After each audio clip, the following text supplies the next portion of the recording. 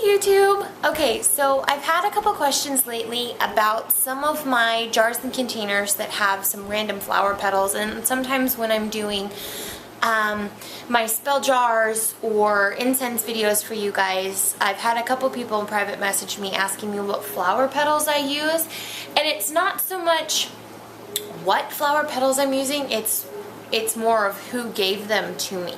So my friends and family know that I am a sucker for flowers. I love flowers. They brighten up the home, they make you happy, and when they're given out of love, they just seem to last longer. So those flowers that you get that is given to you truly just out of love, what I like to do is, so when you first get the flowers, they're all pretty and happy and healthy.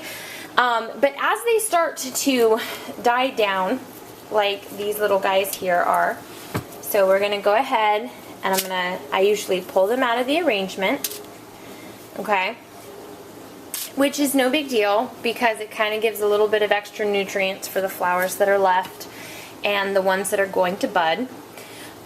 So as the other ones start to die, and these flowers were actually given to me by a friend for my birthday, so I would label these ones as friendship love type deal, opposed to flowers given to me by my husband.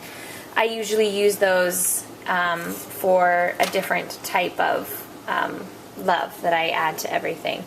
So the rest of my friend's bouquet looks really pretty that way, so I'm going to head and I'm going to leave it.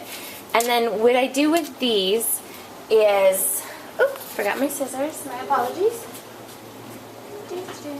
Okay, so then what I do with these is I cut just at the base of the flower, and I'm not going to use these, straining water, and then I usually turn and set them that way. There are several different methods for drying out flowers.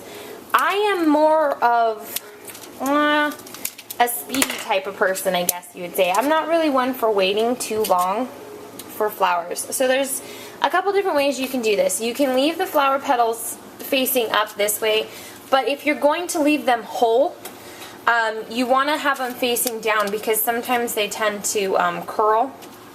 I have some going in here, and I know it looks like they're all going to be left whole, but they're actually not.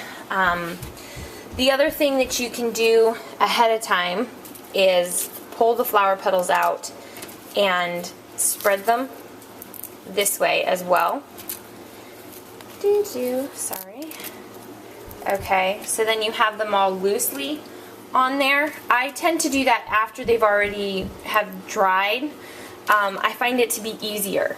Now these flowers may not necessarily have a magic property that most people would go for, but like I said, they were given to me for my birthday and out of love from a lifelong friend. So to me, they represent the love that she has for me. So whenever I use them in my incenses or in anything of that nature, it kind of just empowers a little bit more love for me.